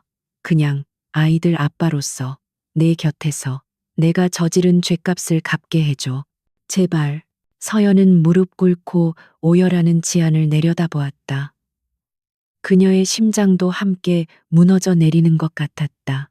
지난 6년간 쌓아왔던 분노와 증오의 벽이 그의 처절한 고백과 눈물 앞에 속절없이 허물어졌다. 그녀가 원망했던 것은 그가 자신을 버렸다는 사실이었는데 그 역시 피해자였다는 진실이 그녀를 더욱 고통스럽게 했다. 그녀의 눈에서도 참아왔던 눈물이 흘러내렸다. 당신은 몰라. 그녀가 떨리는 목소리로 말했다. 지난 6년이 나한테 어땠는지 당신은 절대 몰라. 그녀는 그 자리에 주저앉아 얼굴을 감쌌다. 스위스에서 혼자 배가 불러오는데 아무도 내 곁에 없었어. 그녀의 울음 섞인 목소리가 로비를 울렸다. 아이들이 태어나던 날 죽을 것 같았어. 너무 무서웠어. 당신이 너무 보고 싶었어. 그녀는 그동안 숨겨왔던 진심을 토해냈다. 하준이, 하은이, 하민이 그 작은 것들이 아플 때마다 나 혼자 밤을 새우면서 당신을 원망하고 또 원망했어. 왜 나를 지켜주지 않았냐고. 왜 우리를 버렸냐고. 그녀는 지한의 멱살이라도 잡고 싶었지만 그럴 힘조차 없었다. 한국에 돌아오는 게 아니었어. 당신 어머니가, 권 회장님이 언제 또 우리를 찾아내서 아이들을 빼앗아 갈까봐 매일 밤악몽을 꿨어. 그런데 당신까지. 그녀는 말을 잇지 못하고 울었다. 지아는 무릎으로 기어가 그녀에게 다가갔다. 그는 감히 그녀를 안아줄 수도 없었다. 그는 그저 그녀 앞에서 함께 울었다. 빗소리만이 두 사람의 처절한 울음소리를 감싸고 있었다. 미안해, 서연아. 내가 내가 다 잘못했어. 그는 그 말밖에 할 수 없었다. 두 사람은 그렇게 한참 동안 6년이라는 잔인한 시간을 사이에 두고 서로의 상처를 확인하며 울었다.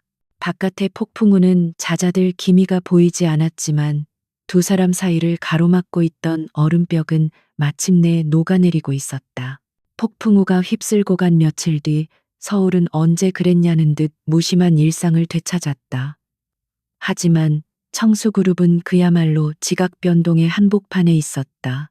권지한 회장이 자신의 어머니인 권수희 명예회장을 불법 비자금 조성 및 배임 혐의로 이사회에서 축출하려 한다는 소식은 대한민국 재계를 발칵 뒤집어 놓았다. 일생일대의 폭풍을 일으킨 장본인인 권지아는 그러나 그룹의 혼란스러운 사무실이 아닌 서울 외곽의 조용한 타운하우스 앞에 서 있었다. 그의 손에는 아이들 키만 한 거대한 곰인형 3개와 최고급 백화점에서 포장한 장난감 꾸러미들이 들려 있었다. 지난밤에 처절했던 고백 이후 그는 서연에게 간신히 아이들을 만날 시간을 허락받았다. 아버지로서가 아닌 그저 권지한이라는 낯선 아저씨로서의 방문이었다. 그는 초인종을 누르는 손이 천근만근 무겁게 느껴졌다. 문이 열리고 서연이 무표정한 얼굴로 그를 맞았다. 그녀는 며칠 전보다 수척해 보였지만 눈빛은 여전히 단단했다. 들어오세요. 그녀의 목소리에는 환영의 기색도 노골적인 적대감도 없었다. 그저 모든 감정이 소거된 듯한 무심함이 흘렀다. 아이들은 거실에 있어요. 1시간입니다. 지하는 마른 침을 삼키며 집 안으로 들어섰다. 6년간 상상 속에서만 그렸던 아이들의 온기가 남아있는 공간이었다. 거실에는 새 아이가 낯선 남자의 등장에 경계심 가득한 눈으로 소파 뒤에 숨어 그를 훔쳐보고 있었다. 하준 하은하민, 자신의 핏줄. 그는 심장이 터질 것 같은 감동과 동시에 숨이 막히는 죄책감을 느꼈다. 안녕, 지안이 어색하게 입을 열었다. 그의 목소리는 수백 명의 이사들 앞에서 연설할 때와는 비교도 안 될 만큼 떨리고 있었다. 그는 들고 온 인형들을 거실 바닥에 내려놓았다. 이건 선물인데. 아이들은 여전히 움직이지 않았다. 그때 용감한 하은이가 리본 머리띠를 한 채 고개를 쏙 내밀었다. 아저씨가 엄마 울린 아저씨예요. 당돌한 질문이었다. 지아는 망치로 머리를 맞은 듯했다. 그게 미안하다. 엄마 울리는 사람은 나쁜 사람이에요. 마디인 듯한 하준이가 하은이를 자기 뒤로 끌어당기며 말했다. 아이의 눈빛은 아버지를 닮아 날카롭고 고집스러웠다. 막내 하민이는 아예 서연의 다리 뒤에 숨어 나오지도 않았다. 시작부터 엉망이었다. 지아는 자신이 이 세상에서 가장 어려운 협상 테이블에 앉아 있음을 깨달았다. 서연은 주방 조리대에 기댄 채 그 광경을 팔짱을 끼고 지켜보았다. 그녀는 끼어들지 않았다. 이것은 온전히 권지한이 감당해야 할 몫이었다. 그녀는 그에게 아이들을 만날 기회는 주었지만 그가 아이들의 마음을 얻는 것까지 도와줄 생각은 없었다. 그녀의 상처는 아직 아물지 않았다.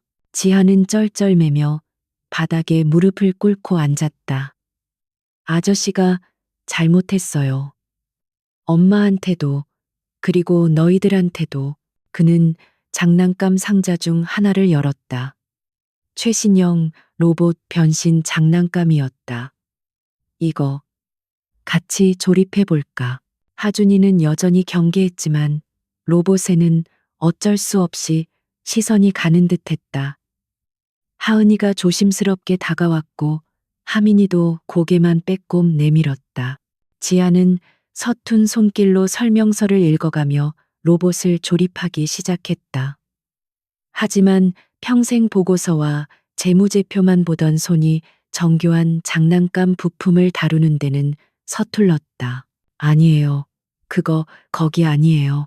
하은이가 답답하다는 듯 소리치며 그의 손에서 부품을 낚아챘다. 하준아, 이리 와봐. 이 아저씨 아무것도 몰라. 하준이도 못 이기는 척 다가와 로봇 조립에 합류했다. 지아는 졸지에 구경꾼 신세가 되었지만 아이들의 작은 머리 세 개가 모여 제잘거리는 모습을 보는 것만으로도 가슴이 벅차올랐다. 그는 아이들에게 동화책을 읽어주려 시도했다. 어느 옛날 한 왕국에 공주가 살고 있었다. 그의 목소리는 애매히 협상안을 읽는 것처럼 딱딱하고 위엄이 넘쳤다. 하은이가 까르르 웃음을 터뜨렸다. 아저씨, 목소리 이상해요. 로봇 같아요. 지한의 얼굴이 붉어졌다. 그는 헛기침을 하고는 최대한 부드러운 목소리를 내려 했었다. 공주는 매우 아름다웠다. 그렇게 몇 번의 시도 끝에 그는 겨우 아이들의 눈높이에 맞춰가는 법을 아주 조금씩 배우기 시작했다. 하민이가 어느새 그의 무릎 옆에 다가와 장난감 자동차를 가지고 노는 것을 보며 그는 눈물이 핑 도는 것을 간신히 참았다. 약속된 1시간이 쏜살같이 지나갔다. 서연이 주방에서 나왔다. 이제 그만 가실 시간이에요. 아이들의 얼굴에 아쉬움이 스쳤지만 엄마의 말은 절대적이었다. 지아는 차마 발걸음이 떨어지지 않았지만 약속은 약속이었다. 그럼 내일 또 와도 될까? 그가 서연의 눈치를 보며 물었다. 서연은 대답 대신 아이들에게 물었다. 너희들은 어때? 이 아저씨, 내일 또 왔으면 좋겠어. 아이들은 서로의 얼굴을 쳐다보더니 하은이가 대표로 말했다. 로봇 다른 것도 조립해 주면요. 지하는 구원이라도 받은 듯 환하게 웃었다. 그럼 당연하지 뭐든지. 그렇게 지한의 서툰 아버지 댁이 수업이 시작되었다. 그는 매일 저녁 아무리 중요한 회의가 있어도 모든 것을 중단하고 타운하우스로 향했다. 처음에는 장난감으로 시작했지만 곧 아이들과 모래성 쌓기, 숨바꼭질, 그림 그리기를 함께했다. 그는 자신이 평생 느껴보지 못했던 종류의 행복을 맛보았다. 서연은 그 모든 과정을 한 걸음 떨어져서 지켜보았다. 그녀의 마음은 여전히 복잡했다. 6년의 고통과 원망이 그렇게 쉽게 사라질 리 없었다. 하지만 아이들의 웃음소리가 집안에 가득 차는 것을 보며 그리고 그 웃음의 중심에 서툰 지안이 있다는 것을 보며 그녀의 얼어붙었던 심장도 조금씩 녹아내리는 것을 느꼈다. 그러던 어느 날 KBO 연구소에 문제가 생겼다. 임상실험의 필수적인 핵심 장비에 수입이 알 수 없는 이유로 계속 지연되고 있었다. 서연이 백방으로 알아봤지만 마치 거대한 손이 막고 있는 것처럼 모든 루트가 차단되었다. 그녀는 직감적으로 이것이 권수희 회장의 복수임을 깨달았다. 서연이 연구실에서 밤을 새우며 절망하고 있을 때 기적처럼 장비가 도착했다. 모든 통관 절차가 일사천리로 해결되었고 스위스의 제3의 재단을 통해 익명으로 기부된 형태였다. 서연은 의아해했다.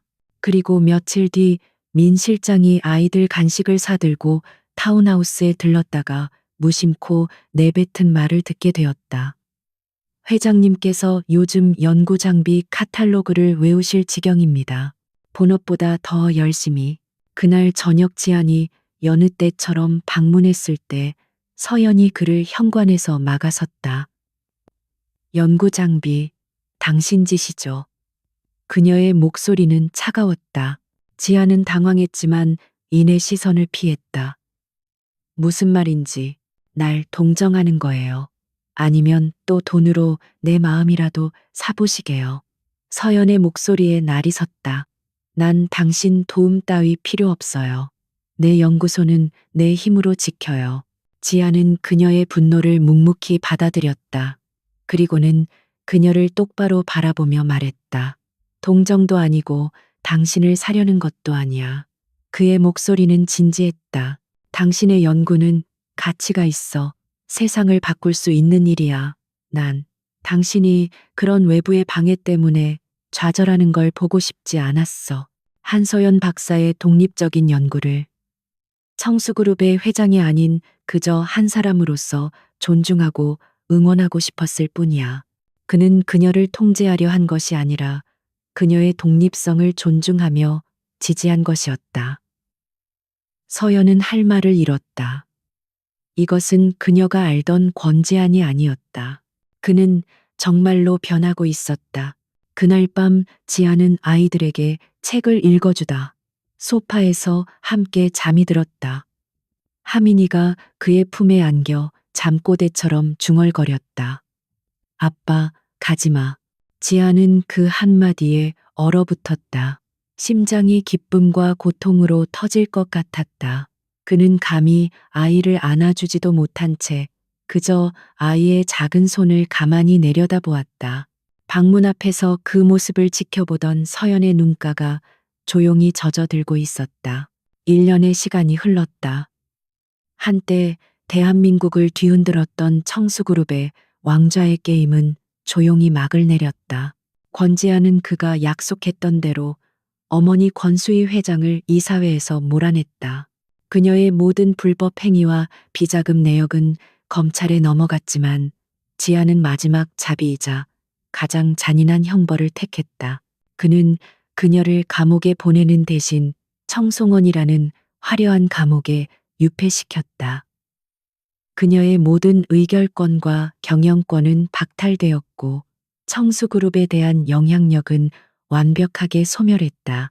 권수희는 한때 자신이 모든 것을 통제했던 그 거대한 한옥에서 이제는 아들의 허락 없이는 누구도 만날 수 없는 그림자 같은 존재가 되었다. 그것은 죽음보다 더한 형벌, 즉 잊히는 형벌이었다. 청수그룹은 권지한의 손에서 다시 태어났다. 그는 여전히 냉철한 경영자였지만 그의 결정에는 이전에는 없던 사람이 담겨 있었다. 그는 KBO 연구소에 대한 어떠한 부당한 압력도 행사하지 않았다.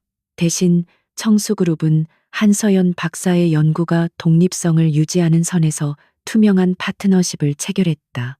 그녀의 연구는 세계적인 주목을 받았고 난치병 치료의 새로운 길을 열었다. 그리고 오늘 시간은 정확히 1년이 흘러 하준 하은 하민의 6번째 생일이 되었다. 지한의 텅 비었던 펜트하우스도 권수희의 얼음장 같던 청송원도 아닌 새 아이의 웃음소리가 가득한 서연의 타운하우스. 그곳이 오늘의 파티 장소였다. 거실은 서툰 솜씨로 꾸며진 풍선과 리본으로 가득했다. 생일 축하해 라고 삐뚤빼뚤하게 쓰인 현수막은 누가 봐도 아이들의 아빠 권지한의 솜씨였다. 그는 청수그룹의 회장이라는 직함이 무색하게 우스꽝스러운 고깔모자를 쓴 채 주방에서 케이크를 들고 나오느라 쩔쩔매고 있었다. 조심 아빠 초 넘어져요. 하은이가 발을 동동 구르며 소리쳤다. 지아는 식은땀을 흘리며 간신히 케이크를 식탁 중앙에 내려놓았다.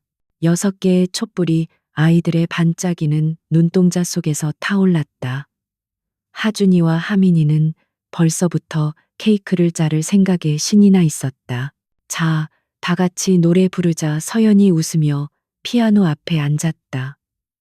그녀의 얼굴에는 6년간 그녀를 짓눌렀던 어둠이나 경계심 대신 편안하고 따뜻한 미소가 자리 잡고 있었다.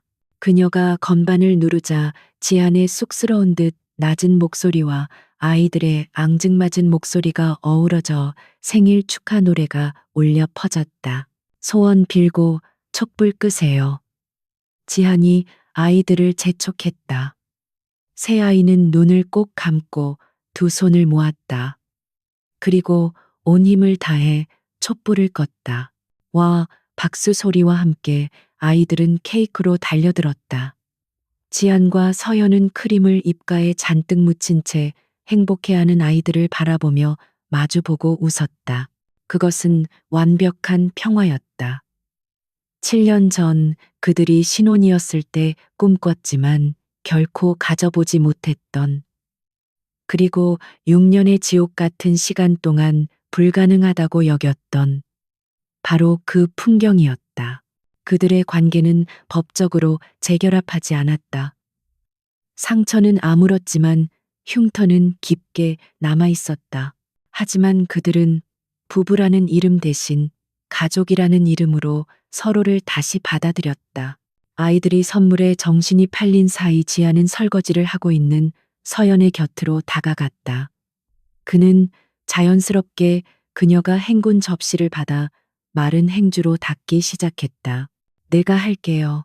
손님은 앉아 있어요. 서연이 무심한 척 말했지만 거부의 뜻은 없었다. 손님이라니, 나도 이제 이 집 주방 일은 제법 익숙한데, 지안이 작게 대꾸했다. 그는 지난 1년간 매일같이 이 집을 드나들며 아이들의 아빠 역할을 했을 뿐만 아니라 서연의 파트너가 되기 위해 노력했다. 망가진 장난감을 고치고 서툰 솜씨로 요리를 하고, 그리고 그녀가 연구에 지쳐 돌아오면 말없이 차를 내밀었다. 고마워요. 서연이 젖은 손을 닦으며 나지막이 말했다. 오늘 아이들이 정말 행복해 보여요. 나도 행복해. 지안이 접시를 내려놓고 그녀를 바라보았다. 그의 눈에는 더 이상 얼음 황제의 냉정함이 아닌 한 남자의 깊은 진심과 회한이 담겨 있었다. 서연아. 그가 조심스럽게 그녀의 손을 잡았다. 서연은 움찔했지만 손을 빼지는 않았다. 나 아직도 매일 밤 후회해. 6년 전 내가 조금만 더 당신을 믿었더라면, 아니, 어머니가 아니라 당신의 말을 들었더라면. 서연은 고개를 저었다. 그 말은 이제 안 해도 돼요. 이미 충분히 들었어요. 그녀가 그의 손을 마주 잡았다. 우린 과거로 돌아갈 수 없어요. 하지만 적어도 우리 아이들에게는 상처가 아닌 행복한 기억을 줄 수 있겠죠. 그걸로 됐어요. 나는. 아니, 지안이 단호하게 말했다. 난 그걸로 안 돼. 그는 그녀의 손을 더 굳게 잡았다. 아이들 때문만이 아니야. 당신, 한서연이라는 여자, 내가 잃어버렸던 내 아내, 그리고 내가 다시 찾은 내 사람. 그는 주머니에서 작은 상자를 꺼냈다. 그 안에는 화려한 다이아몬드 반지가 아닌 새아이의 탄생석이 밝힌 소박하지만 우아한 반지가 들어 있었다. 6년 전 그가 주었던 권 회장의 입김이 들어간 거대했던 반지와는 달랐다. 다시 시작해 줄 수 있을까? 7년 전에 그 어리석었던 남편이 아니라 하준이, 하은이, 하민이의 아빠로서, 그리고 당신의 평생 동반자로서 당신 곁에 있고 싶어. 그의 목소리는 떨리고 있었다. 서연의 눈에 눈물이 고였다. 그녀는 이 순간을 얼마나 기다렸던가. 모든 것을 용서하기까지, 그리고 스스로를 치유하기까지 너무나 오랜 시간이 걸렸다. 그녀는 천천히 고개를 끄덕였다. 생각할 시간이 필요해요. 그녀가 솔직하게 말했다. 하지만 노력해 볼게요. 당신과, 그리고 우리 아이들과. 지아는 그것만으로도 충분하다는 듯 환하게 웃었다. 그는 반지를 그녀의 손가락에 끼워주지 않았다. 대신 상자를 그녀의 손에 쥐어주었다. 그녀가 스스로 받아들일 준비가 될 때까지 기다리겠다는 약속이었다. 그날 밤 아이들은 지안과 서연의 침대 사이에서 잠이 들었다. 5 식구가 처음으로 한 침대에서 잠드는 밤이었다. 지아는 자신의 양옆에 잠든 아이들과 그 너머에서 아이를 토닥이고 있는 서연을 바라보았다. 그는 6년 전, 아니 30층 임페리얼 룸에서 서울을 내려다보던 때를 떠올렸다. 그때 그는 모든 것을 가졌다고 생각했지만 사실은 아무것도 가지지 못했다. 그는 권력이 행복을 가져다 줄 것이라 믿었던 어머니의 꼭두각시였다. 하지만 지금 그는 깨달았다. 진정한 행복은 저 높은 곳의 스카이라인에 있는 것이 아니었다. 그것은 바로 지금 자신의 손이 닿는 이 거리 아이들의 고른 숨소리와 사랑하는 여자의 온기 속에 있었다. 싸우남 싸울리혼 키 NH D 머쿠와 비에이드 건슨 BAN H 귀 X용 K 호키 추익슬 덧빌 채지어. 그 끔찍했던 재회의 순간은 사실 그가 잃어버렸던 삶과 행복을 되찾을 수 있는 유일한 기회였다. 그는 비로소 완전해졌다.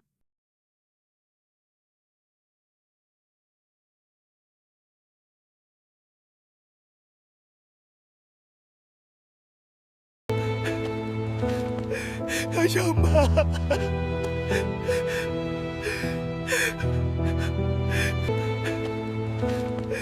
다시 엄마.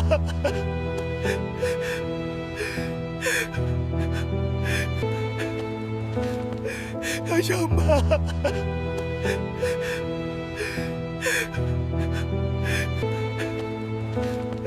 다시 엄마.